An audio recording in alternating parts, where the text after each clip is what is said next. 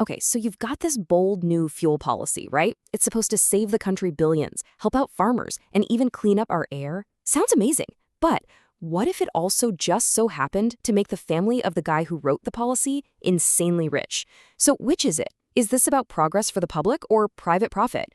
Let's dig in and follow the money, because the numbers, well, they tell a pretty interesting story. I'm sure you've seen it. You know, those headlines and WhatsApp forwards doing the rounds. The big promise of incredibly cheap fuel. We're talking maybe as low as 15 rupees a litre. And then, well, then there's the reality. The one we all face every time we fill up our tanks. And let's be honest, it's a pretty stark, pretty expensive difference, isn't it? So what happened, right? How did we go from this dream of super cheap petrol to this? That is the big question. And that's exactly what we're going to unpack.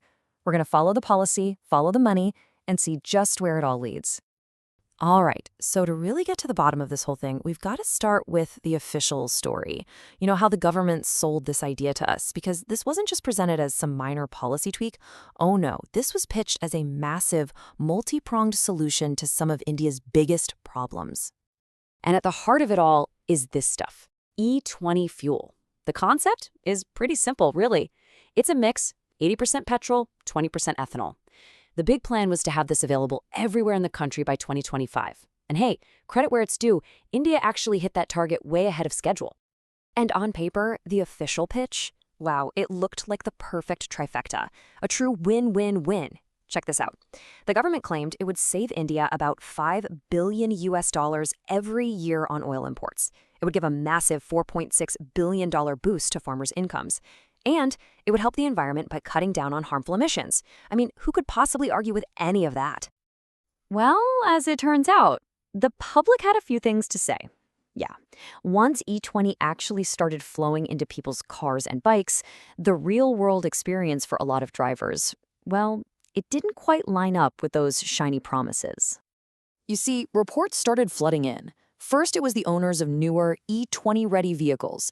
They were noticing a small but definitely real drop in their mileage. But for folks with older cars, oh, that drop was way more significant. Some were reporting 7%, even more. And the really worrying part? All these anecdotal stories about potential engine wear and tear, which, just leads to fears of some really expensive repair bills down the road. So all this skepticism, it really blew up into a major issue.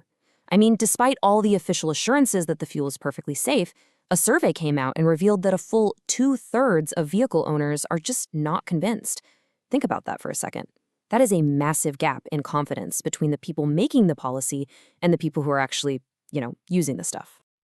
And this widespread public skepticism, it brings us right to the most serious, most pointed question hanging over this entire E20 rollout.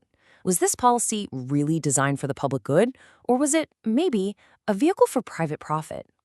Okay, so the controversy really zeroes in on one central figure, Union Minister Nitin Gadkari. He was the main champion, the biggest voice pushing for this ethanol policy. Now, here's the problem, or at least what his critics say is the problem.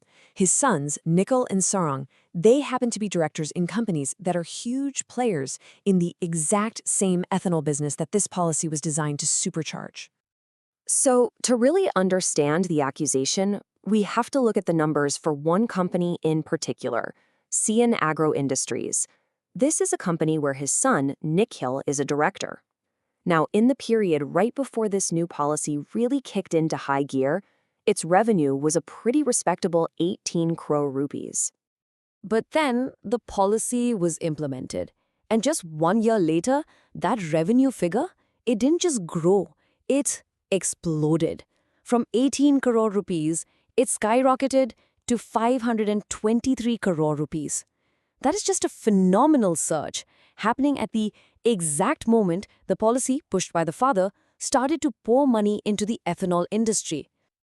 And you can bet the company's investors were happy. This was a complete windfall. The stock price shot up by roughly 2,100%. Let me put that into perspective for you. If you had invested just 1 lakh rupees, it would have ballooned to over 21 lakh. That is a staggering, life-changing increase in value for a company so closely connected to the minister's own family. Now, this whole situation led the political opposition to make a very, very direct accusation. Congress leader Pawan Khera, he put it about as bluntly as you can. He said, quote, Father drafts policy, sons cash in. He argued that the whole thing was designed to benefit the big mills and industry insiders, not really the farmers it was supposed to be helping. But hold on, that's not the only side to this story. Supporters of the policy say the reality is way more complicated. For instance, farmer leader Raju Shetty, he came out and defended the policy.